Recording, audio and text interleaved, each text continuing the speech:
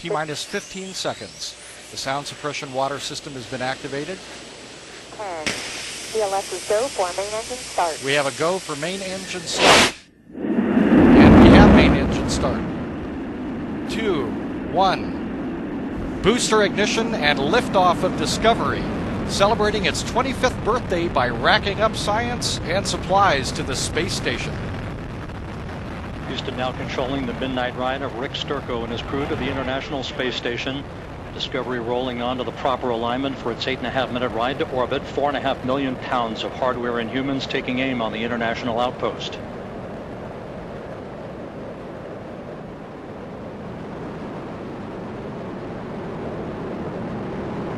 "32 seconds into the flight.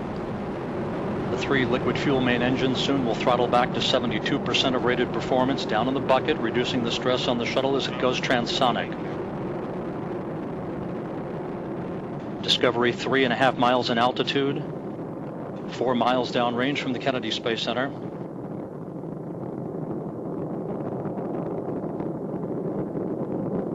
Standing by for the throttle up call now from Capcom Eric Bowe. Discovery. Copy, go ahead, throttle up. The throttle up call acknowledged by Commander Rick Sturckow, joined on the flight deck by pilot Kevin Ford, flight engineer Jose Hernandez, and Pat Forrester. Seated down on the middeck are Danny Olivas, Christopher Fugelsang of the European Space Agency, and Nicole Stott, hitching a ride for 3 months on the International Space Station. 1 minute 30 seconds into the flight. All of Discovery's systems performing normally. 17 miles in altitude, 18 miles downrange from the Kennedy Space Center.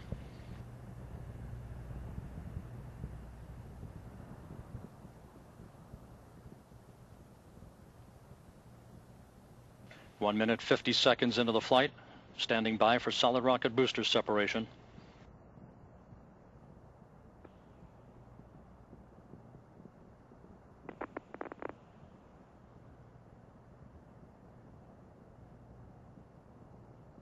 Booster officer confirms staging a good solid rocket booster separation. Guidance now converging. The onboard computers steering the shuttle for its precise path to the International Space Station.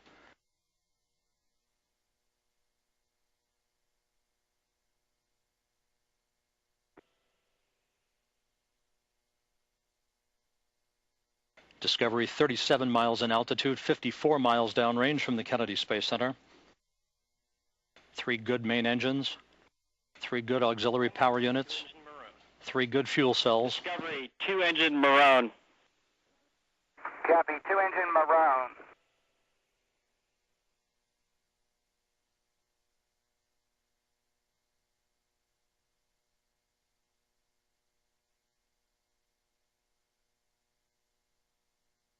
Three minutes into the flight. Everything going very well for Discovery. 47 miles in altitude, 85 miles downrange.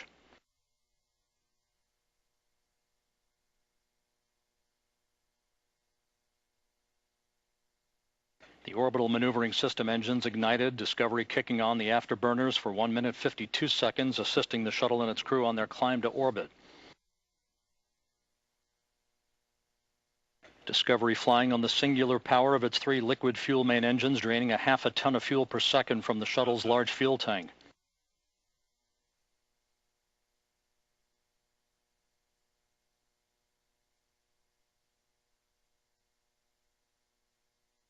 Discovery coming up on the point of negative return, where the shuttle will be too far downrange, too high in altitude to return to the launch site in the event of an engine failure.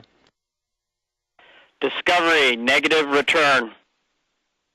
Copy, Houston, negative return. Discovery speeding straight as an arrow on its night flight toward a date with the International Space Station Sunday night. 4 minutes 8 seconds into the flight. Discovery 61 miles in altitude, 163 miles downrange from the Cape. All systems in great shape.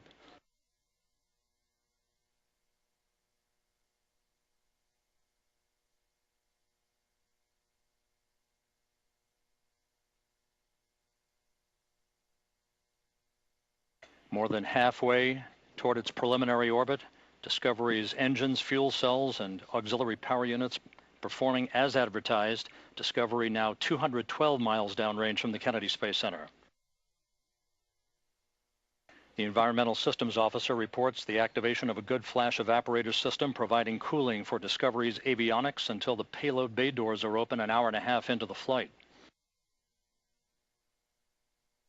5 minutes into the ascent toward orbit. This view from a camera on the external fuel tank.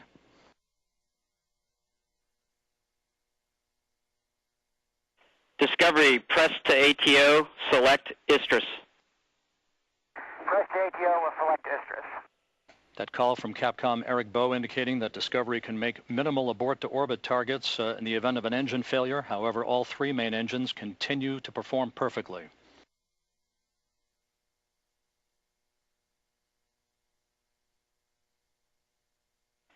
Discovery, single engine, Ops 3. Copy, single engine, Ops 3.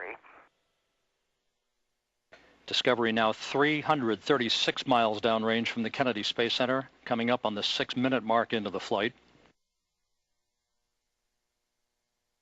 The guidance officer and mission control confirming that Discovery's computers have commanded the main engines to swivel again, enabling the shuttle to roll to a heads-up position above the fuel tank, gaining more favorable communications through the tracking and data relay satellite system as it heads uphill. Single engine, Istris, 104. Discovery, roger. And Discovery, press to MECO. Roger, press to MECO. That call from Capcom Eric Bowe indicating that Discovery can make normal main engine cutoff targets in the event of an engine failure. However, 6.5 minutes into the flight, all 3 main engines performing normally. Discovery now 466 miles downrange from the Kennedy Space Center. Less than 2 minutes of powered flight remaining.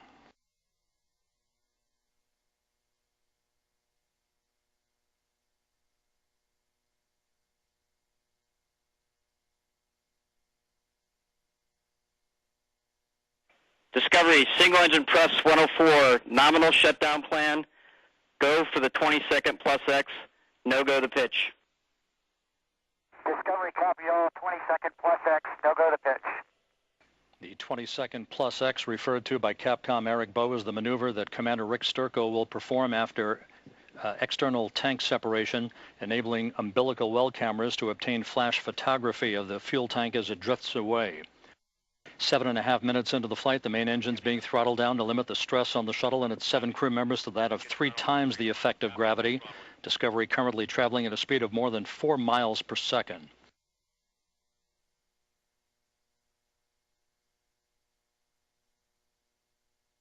Discovery and its crew 700 miles downrange from the Kennedy Space Center. 40 seconds of powered flight remaining.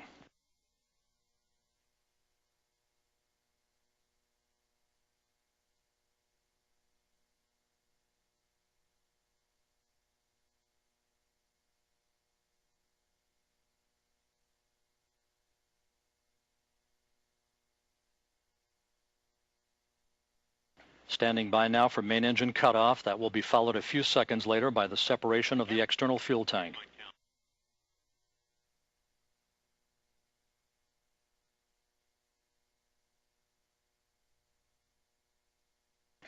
Booster officer confirms a good main engine cutoff.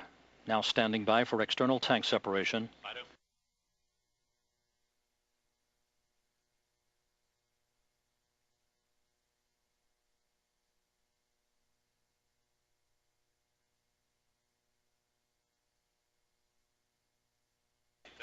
External tank separation confirmed. Discovery now in its preliminary orbit.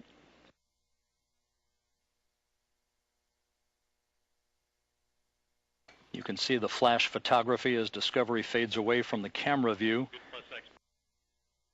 Good maneuver being commanded by Rick Sturckow, maneuvering Discovery so that those cameras embedded in the umbilical well can perform that flash photography of the discarded external fuel tank. An uneventful ride to orbit for the shuttle Discovery, 2 days shy of its 25th anniversary of its maiden flight, beginning a 13-day mission. Nominal MECO, OMS 1 is not required.